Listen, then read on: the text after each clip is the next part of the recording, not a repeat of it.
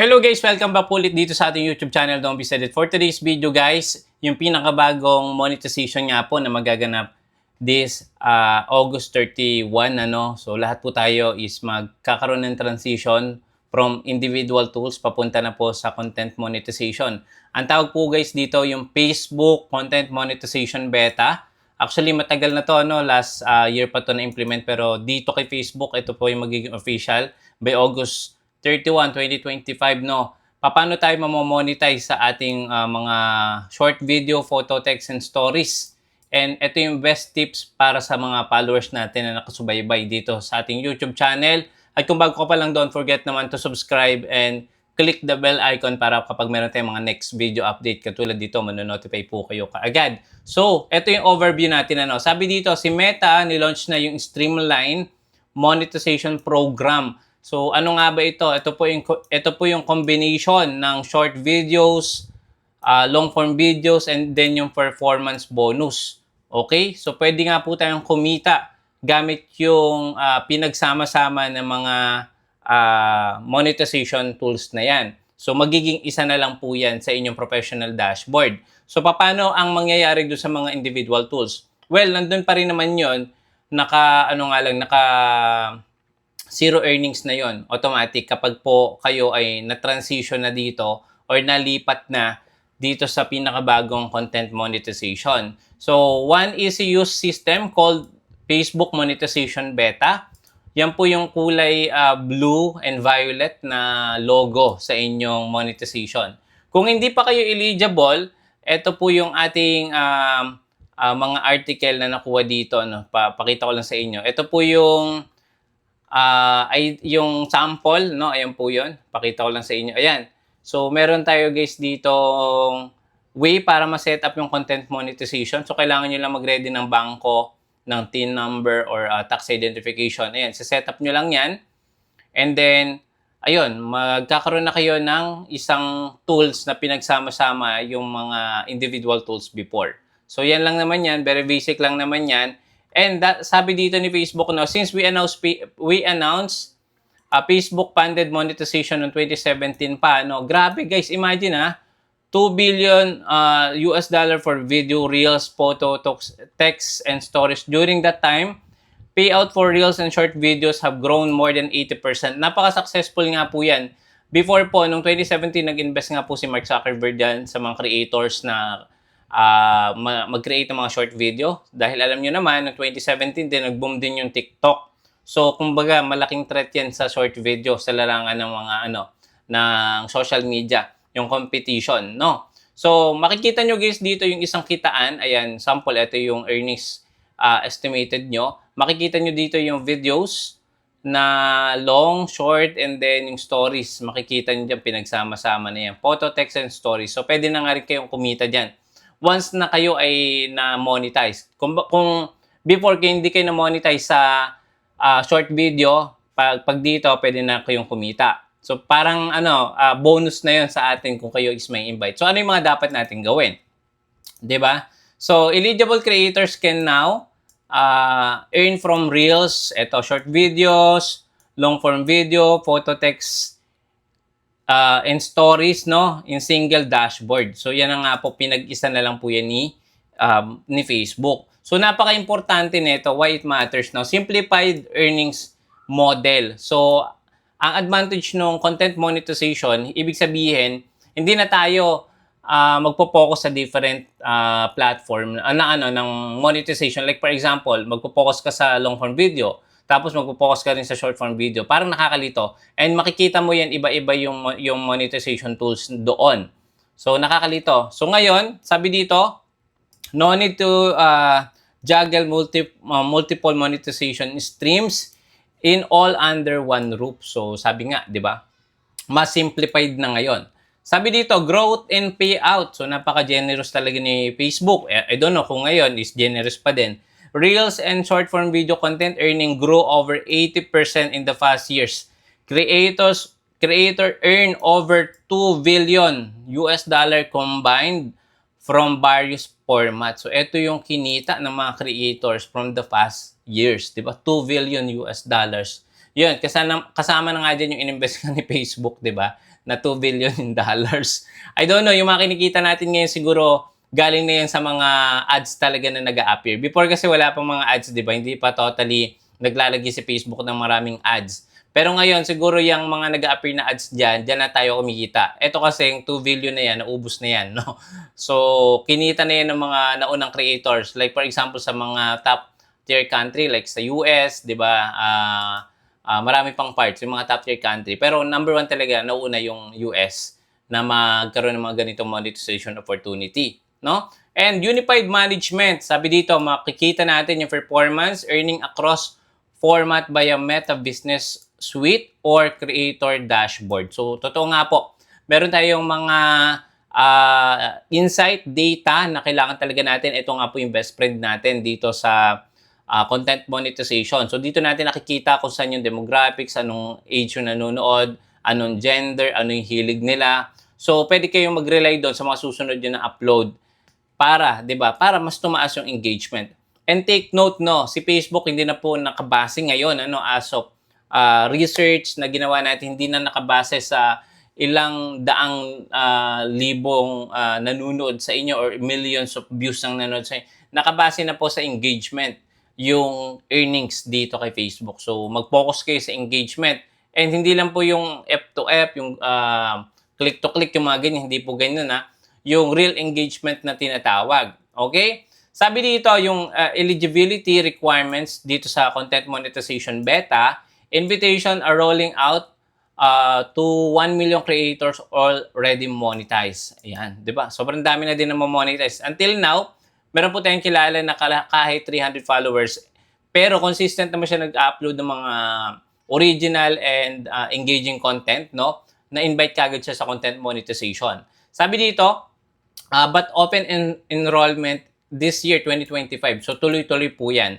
Express by interest. So, pwede nga po kayo mag-send ng interest gamit yung form na ginawa natin na ilang separate video. Panoorin nyo na lang yung paano kayo makakapag-send ng interest para kayo ay maging eligible dito sa content monetization beta. Pwede rin kayo guys mag-check sa inyong Creator Hub, no? So, mag-join kayo sa mga groups, no, para updated din kayo. Or pwede kayo mag-subscribe dito sa ating YouTube channel. Para naman tayo ma-invite, ayan, kailangan natin guys mag-turn on ang professional mode kung kayo po ay naka-profile. Kung kayo naman is naka-page, automatic na yan, may makikita kayong professional dashboard sa inyong setting. Okay? So, add here.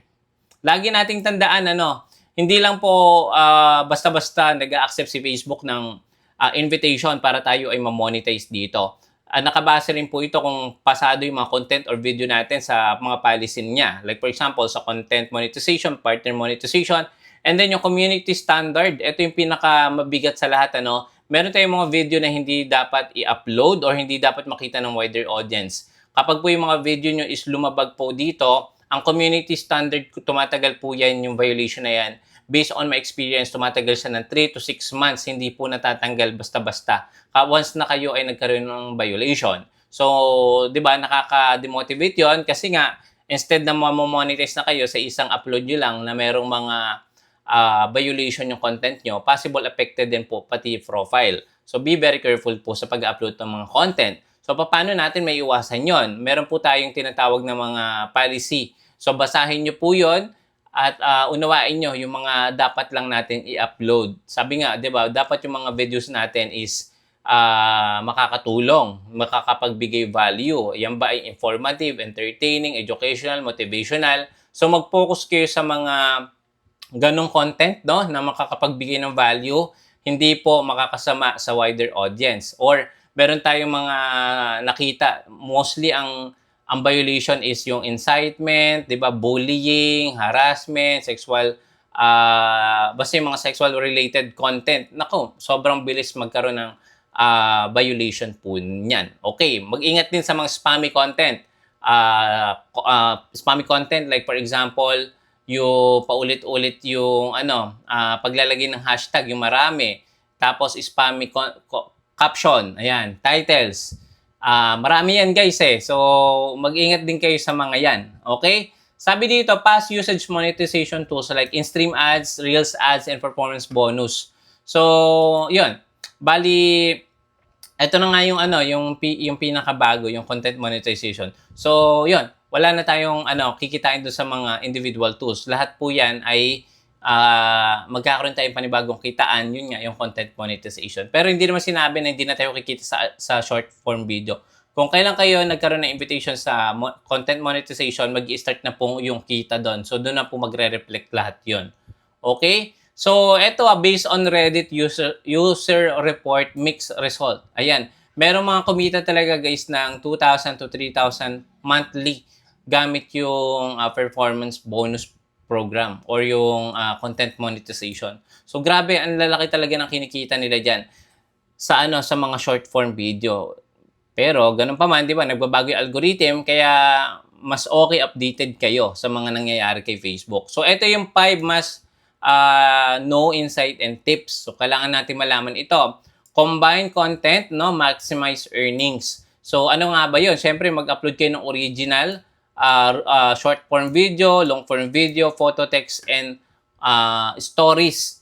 Para po, lahat yan is pwedeng kumita. So, makikita nyo naman yun sa pinakita natin kanina. Ito, pakita ko sa inyo ulit para magka-idea kayo. Ayan, so pag clinic nyo to, yung content monetization na yan, makikita nyo yung single earnings na lang doon sa different tools. Ayan, so accept nyo lang yung terms, ganyan lang kadali ayan videos, reels, text, photo, and stories. Ganun po yun. So magkakasama na yung lahat. Okay? So, kailangan nyo lang syempre focus kung saan kayo talaga nagkaroon ng viral content. So, sa mga susunod, yun yung batayan nyo kung ano yung mga upload nyo sa mga susunod na araw.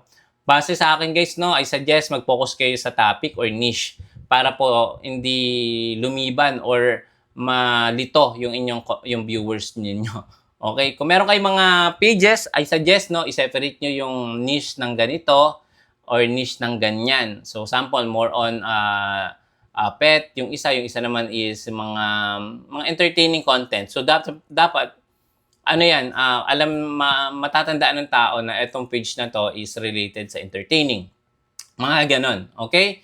Focus on performance metrics. Ito, earning remain performance-based engagement. Ayan, grabe ayan engagement. Sinasabi ko sa inyo, nakabase na sa engagement. Watch time, ad views matter most. Ayan, boost interaction by providing captions, visual, and storytelling. So, kailangan nyo lagyan pa ng mas matinding editing or meaningful enhancement. Gumamit kayo ng mga editing application like CapCut, KineMaster, Canva, di ba? Or yung mga AI-generated na mga software. Pwede kayong tulungan yan, guys. No? Basta, ang gawin nyo is i-double check nyo before nyo i-upload. Maintain community standard. Siyempre, yun nga yung sinabi ko sa inyo, yung share ko sa inyo kanina. Dapat talaga hindi lalabag sa mga violation, 'di ba? Ayan, katulad niyan, spam content. Ayan, sinabi ko sa inyo kanina, using irrelevant hashtag, gaming reach or clickbait can disable monetization. Stay clean and authentic. Okay? So, eto, share your groups. Share to groups without worry. Sharing to groups doesn't affect monetization eligibility as long as the content follow rules. So, I suggest, wag nyo namang abusuhin yung mga groups na sinasalihan nyo na magkakaroon kayo ng nagiging spammy na kayo, nagiging madalas na kayo mag-post ng sunod-sunod dun sa groups. Possible magkakaroon ng report. So, pwede kayo ma-disable yung account nyo. So, ganun yung nangyari sa atin guys. Every content na ina-upload natin, pinupost natin sa mga different groups. Paulit-ulit yon every day. Pag may bagong content ako, post ako sa group na yon. Yun nga lang, bigla na lang na-disable yung profile natin. So, be very careful sa pagpo-post sa mga groups. Okay? So, hindi naman nakaka-apekto sa monetization, pero kapag naging spammy na siya, possible, pwede ma-disabled or magkaroon ng unusual activity. Ito yung pinaka-last. Ayan, track and optimize via dashboard. So, ang best friend nyo nga dito, best friend natin dito, yung Meta Business Suite o Suite, Creator Dashboard. Yan, makikita nyo dyan guys, mamamonitor nyo yung inyong video na nagpe-perform ng mataas or nagpe-perform ng best and double down those content types. So, gawin nyo lang kung ano yung nag-viral nung in-upload nyo, yun na yung magiging batayan nyo sa mga susunod yun na upload. Okay, so sana nakatulong ito, ano, maikli lang yung content natin for today's video and sana nakatulong guys. Don't worry, itong article na to ilalagay ko dyan sa may description para may reference din kayo. At kung bago pa lang po kayo dito, ano, at nagtatanong kayo paano nga ba tayo magkaroon ng opportunity sa pinakabagong monetization ni Facebook, ito ng content monetization beta program, no, na pwede na nga tayong malipat dito sa darating na August 31, 2025. Kaya dapat lagi tayong updated. Kaya huwag mong kalimutan mag-subscribe and click the bell icon para pag meron tayong mga next video katulad dito, mananotify po kayo kaagad. See you again sa next video. Bye-bye!